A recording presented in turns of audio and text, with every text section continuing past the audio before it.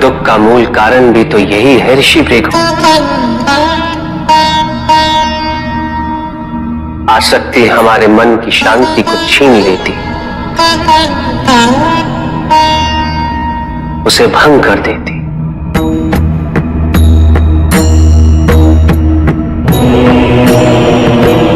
हमारी बुद्धि को स्थिर नहीं रहने देती, उसे चंचल बना देती।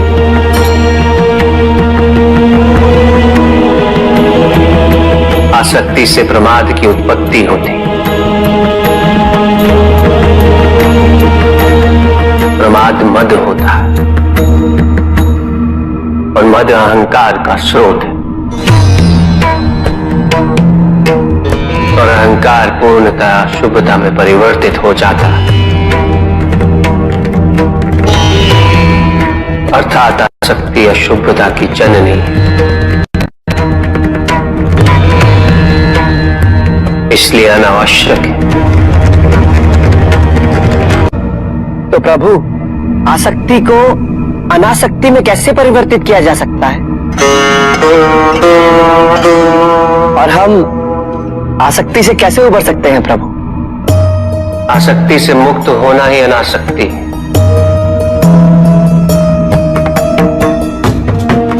आसक्तिहीन होने के लिए अपने और पराये का भेद मिटाना अनिवार्य है।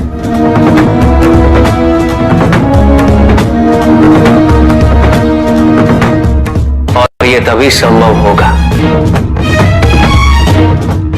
जब हम सुख की खोज बाहर नहीं, अपने भीतर करें। जब हम यथार्थ को पहचानें, उसे स्वीकार करें।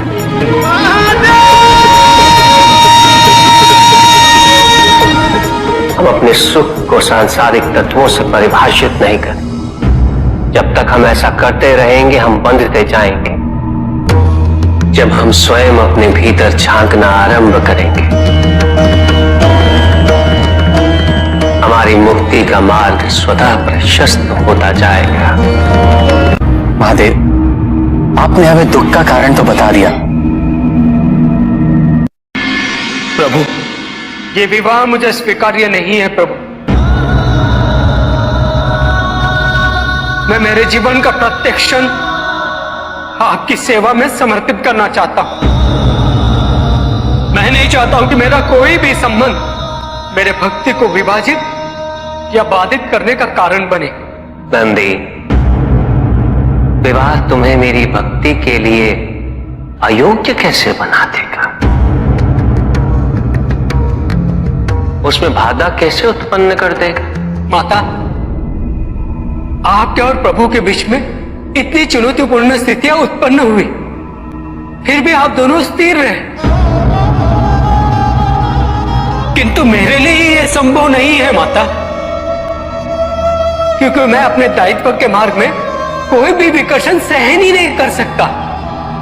नंदी,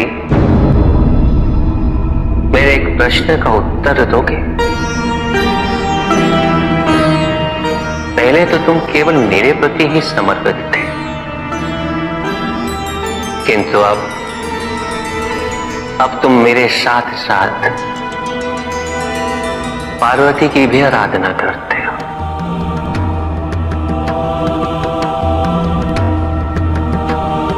क्यों? प्रभु, माता आपके अर्धांगिनी है, आपकी पूरक, जिस प्रकार आप उनके पूरक हैं। आप माता के कारण आनंदित रहते हैं, उनकी उपस्थिति आपको प्रसन्नता देती है। अन्यथा आपको इतना हर्षित उनसे पहले मैंने कभी नहीं देखा है। फिर कुमार कार्तिकेय का जन्म, अशोक सुंदरी का जन्म, और फिर हमारे गणेश का जन्म।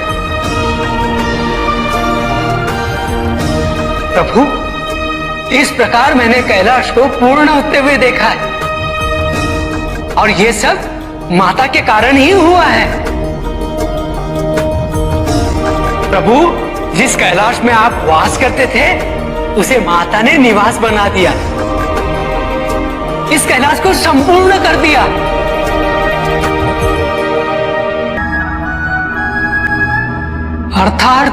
अर्थात व्यक्ति की पूर्णता हेतु विवाह आवश्यक है नंदी।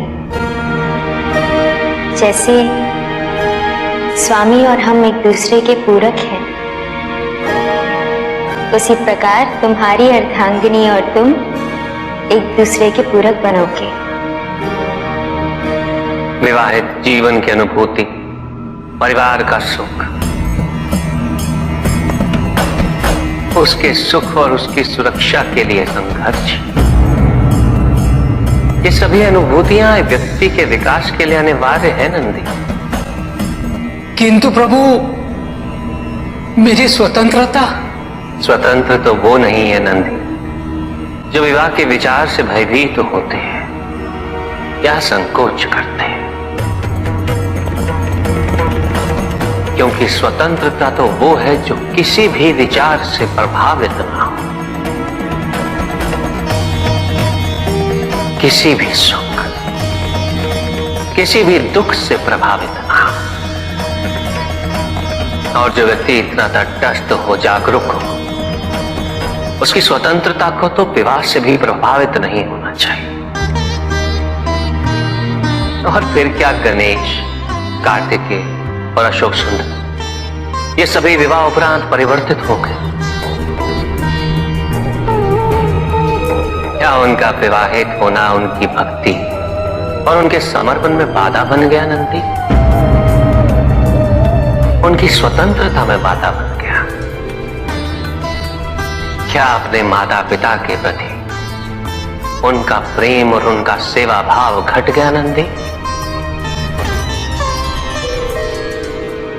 फिर मेरे एक और पुत्र को यह चिंता क्यों?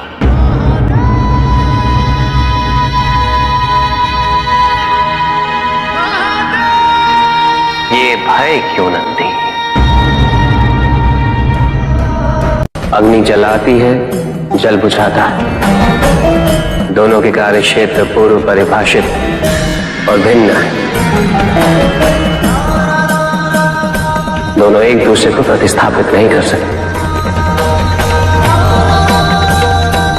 इसी प्रकार समस्त संसार में सभी की भूमिका पूर्व परिभाषित। संसार की यही विविधता इसकी विशेषता भी है।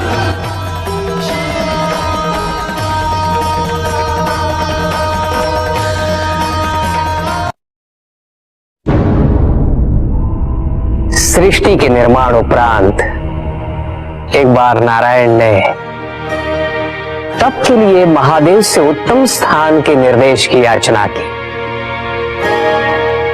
महादेव ने अपनी प्रेरणा से समस्त तेज संपन्न अत्यंत शोभायमान पंचकोशी नगरी का निर्माण किया।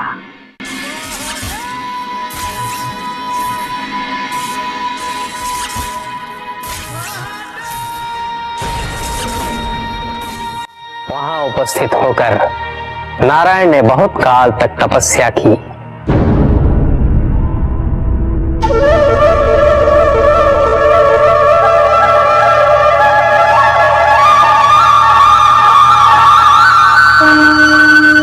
नारायण की तपस्या के अनंतर ही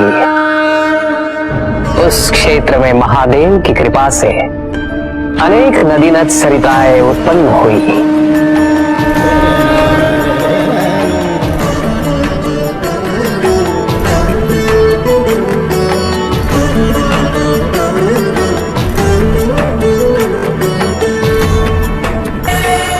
इस सब को देखकर आनंदमयी हो उठे नारायण ने जैसे ही अपना शीश हिलाया, उनके कान की मणि गिर पड़ी।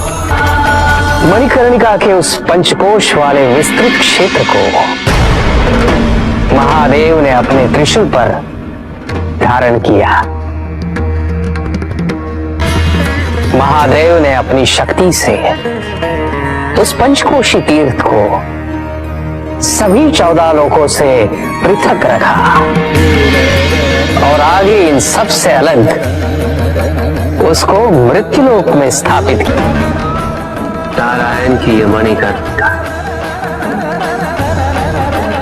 हमारे द्वारा निर्मित इस विश्व में स्थान पाए और सभी जीवों को हमारी ओर लाने का साधन बने। महादेव, आपने कहा था कि आप इसे इस लोक में स्थापित करेंगे। अब समय आ गया है। महादेव की कृपा से उस मणिकर्णिका का विस्तार पंचकोश तक हो गया। ये मणिकर्णिका पंचकोश की काशी बनकर इस पृथ्वी पर सदैव रहेगी। यह अविनाशी है, चिरकाल तक। सृष्टि के अंत के पश्चात भी इसका अंत नहीं होगा। ये भूमि मुझे सदैव प्रिय रहेगी। क्या तप करके स्वयं नारायण तीनों लोकों को प्रकाशित किया, इसीलिए ये मुझे अत्यंत प्रिय है। मैं इसे कभी भी नष्ट और विनष्ट नहीं होने दूंगा। ब्रह्मदेव, जब संसार के आवर्तन के पश्चात प्रलय आएगा, मैं इस काशी को पुनः अपने त्रिशूल पर धारण करूंगा और नवीन संसार में पुनः स्थापित करूंगा। तो यहां मेरा अस्तित्व सदैव रहेगा।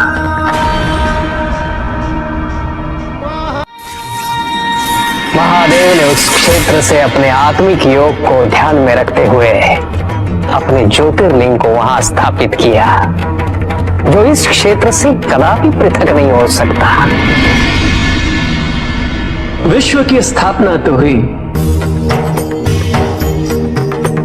किंतु इस ज्योतिर्लिंग को आपने उस स्थान पर स्थापित किया है जिसकी ऊर्जाएं विश्व से परे।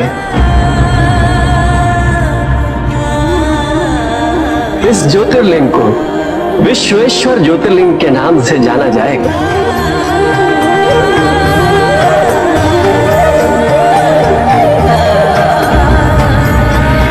महादेव उस काशी को अपने त्रिशूल पर प्रलय और अनिष्ट की स्थिति में धारण कर उसका संरक्षण करते रहते हैं।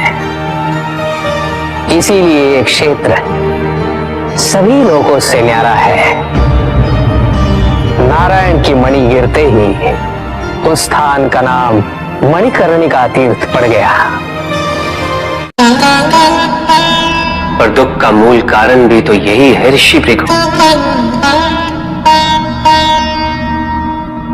आसक्ति हमारे मन की शांति को छीन लेती, उसे भंग कर देती।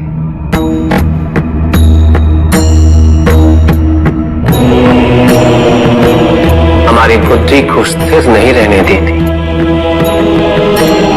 उसे चंचल बना देती।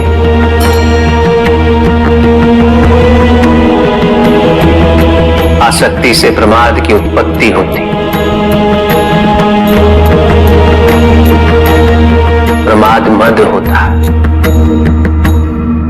और मद अहंकार का स्रोत है और अहंकार पूर्णतः शुभता में परिवर्तित हो जाता है, अर्थात आसक्ति अशुभता की जननी। इसलिए अनावश्यक है। तो प्रभु, आसक्ति को अनासक्ति में कैसे परिवर्तित किया जा सकता है? और हम आसक्ति से कैसे उबर सकते हैं प्रभु? आसक्ति से मुक्त होना ही अनासक्ति।